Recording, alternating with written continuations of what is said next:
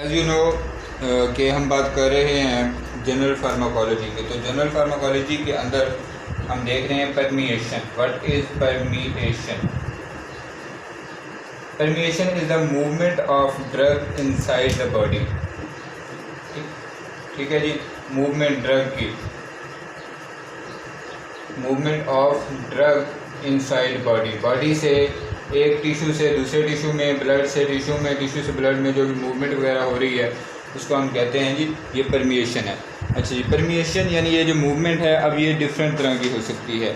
अब ये डिपेंड करेगा जी फेज़ कौन सा है। अगर फेज़ के लिहाज से देखा जाए तो परमिएशन एक्वस डिफ्यूजन में की फॉर्म में होगी,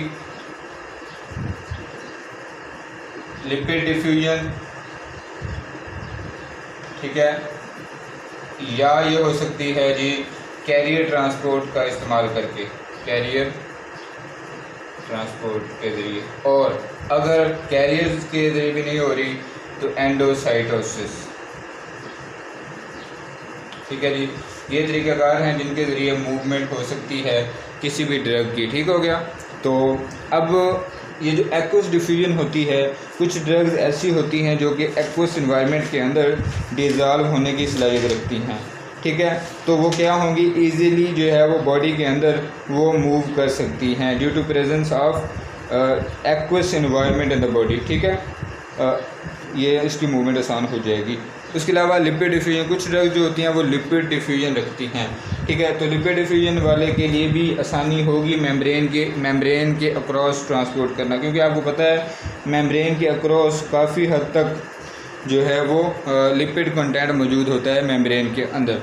ठीक है, और जो कैरियर ट्रांसपोर्ट है, कुछ चीज़ें यानी वो स्लाइटली लार्जर साइज़ की होती हैं, तो कैरियर उनके ना एक्वस डिफ्यूजन ना लिपिड डिफ्यूजन का जो है वो प्रोसेस ज़्यादा इफेक्टिव होता है। तो कुछ कैरियर प्रोटीन्स जो हैं वो यहाँ पे इन्वॉल्व हो जाएंगी और वो कैरियर प्रोटीन्स उसको ट्रांसपोर्ट करवाने में हेल्प कर देंगे। फॉर एग्जांपल अगर हम बात करें सोडियम एंड पोटाशियम आयन की, तो सोडियम पोटाशियम पंप होता है, आपको पता है, इसको मूव कराने के लिए। ठीक है, सोडियम पोटाशियम पंप, तो ये कैरियर्स हैं। ठीक हो गया। उसके अलावा कुछ सब्सटेंसेस ऐसी होती हैं जो ना ये तीनों प्रोसेस के तहत परमिएशन मूवमेंट नहीं कर सकती, तो उनको क्या करता है, सेल इनगल्फ कर लेता है अपने अंदर, सेल अपने अंदर ले जाता है। ठीक है, एंडोसाइटोज कर लेता है। ठीक है, तो सेल के अंदर ड्रग का चले जाना एंडोसाइटोसिस, सेल से ड्रग का बाहर निकल आना तो वो क्या होगा, एक्सोसाइटोसिस। एक और जो इम्पोर्टेंट चीज़ है वो है फिक्स लॉ ऑफ डिफ्यूजन। तो इसमें भी फिक्स लॉ अप्लाई हो रहा है, फिक्स लॉ के तहत यानी ये गवर्न हो रही है ट्रांसपोर्ट, और इन दोनों में आई थिंक फिक्स लॉ का इतना ज़्यादा रोल नहीं है। ठीक है, इन दो में बहुत ज़्यादा रोल है फिक्स लॉ का डिफ्यूजन के इस प्रोसेस के अंदर। ठीक हो गया। अब ज़रा देखते हैं कि जी what is Fick's law. Fick's law के को अगर देखें तो ये मूवमेंट यानी जो मॉलिक्यूल्स की मूवमेंट है अक्रॉस द बैरियर, ये उसको गवर्न करता है, उसको ये क्या करता है, सुपरवाइज करता है। Fix law, Fick's law supervise करता है। फिक्स लॉ की को अगर आप डिस्क्राइब करना चाहें तो सिंपली एक इक्वेशन बनेगी। ठीक है, रेट ऑफ ट्रांसपोर्ट जो है वो इस तरह लिख लेंगे आप, rate is equal to C1 minus C2 multiplied by C1 minus C2, it is multiplied by permeability coefficient, permeability coefficient divided by thickness multiplied by surface area. This is Fick's law. अब Fick's law में आप देख लें कितनी चीज़ें involve हो गई हैं। ठीक है, फिक्स लॉ की इक्वेशन को जब आप देखेंगे तो वो जो चीज़ें इन्वॉल्व हैं वो आपको इजीली समझ आ जाएंगी। What is C1 minus C2? C1 minus C2 is concentration gradient. ठीक है, ये कंसनट्रेशन ग्रेडियंट का वो के बारे में बताता है। परमिएबिलिटी कोफिशिएंट जो है वो परमिएबिलिटी के बारे में बताता है कि ड्रग कितनी अच्छी परमिएबल है उस बैरियर के अक्रॉस। और थिकनेस बैरियर की थिकनेस है। अगर देखें ना, ये इन्वर्स रिलेशन है, अगर बैरियर की थिकनेस ज़्यादा होगी तो रेट ऑफ डिफ्यूजन या रेट ऑफ ट्रांसपोर्ट जो है वो मॉलिक्यूल्स का वो कम होगा, थिकनेस कम होगी, रेट ऑफ मूवमेंट ज़्यादा होगा।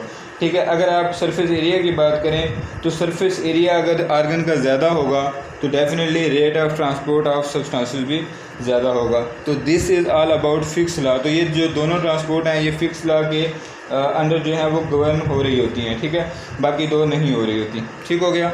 अब हम देखते हैं एक और इम्पोर्टेंट पॉइंट इसके अंदर, चूँकि हम पढ़ रहे हैं फार्माकोकाइनेटिक्स, तो परमेशन के बाद हम देखते हैं absorption of drug. What is absorption of drug? जब भी ड्रग एडमिनिस्टर की जाती है तो वो एब्जॉर्ब हो जाती है, ठीक है। अब वो कौन कौन सी चीज़ें हैं जो ड्रग की first of all we need to see factors affecting permeation. Factors affecting permeation, ठीक है। कौन कौन से फैक्टर्स हैं? वैसे फिक्स लॉ की इक्वेशन को ही देख लें, उसमें जो जो फैक्टर्स आपको नज़र आते हैं वो जनाब वाला फैक्टर्स अफेक्ट कर रहे होंगे इसको, ठीक है। उसमें देख लें first of all concentration gradient, concentration gradient. दूसरा पॉइंट इंपॉर्टेंट क्या हो जाएगा? सोल्यूबिलिटी, ठीक है, कोफिशिएंट से वर्ड निकला है। सोल्यूबिलिटी के अलावा थिकनेस, ठीक है, थिकनेस ऑफ द कैरियर। और क्या फैक्टर हो सकता है? और जो फैक्टर है वो है सरफेस एरिया। एक और जो इम्पोर्टेंट फैक्टर हो सकता है वो है वैस्कुलैरिटी। देखिए अगर वैस्कुलैरिटी ज़्यादा है तो ब्लड जो है, ब्लड वेसल्स यानी ज़्यादा हैं। वैस्कुलैरिटी ज़्यादा होने का मतलब है कि ब्लड वेसल्स ज़्यादा हैं। जब ब्लड वेसल्स ज़्यादा होंगी तो उससे क्या होगा? उससे ये होगा कि ब्लड की जो वो एक्सपोजर है वो ज़्यादा होगा तो ड्रग ज़्यादा एब्जॉर्ब हो जाएंगी। तो ज़्यादा सरफेस एरिया भी अगर होगा इसका मतलब है ज़्यादा आर्गन का एरिया एक्सपोज है ड्रग के लिए, इसका मतलब ज़्यादा वेसल्स एक्सपोज हैं। ज़्यादा वेसल्स एक्सपोज होने की वजह से वो जो परमिशन ये है, जो परमिशन का प्रोसेस है वो रिलेटिवली इजी हो जाएगा, ठीक है। That was all about permission. अब हम देखते हैं एब्जॉर्प्शन ऑफ ड्रग।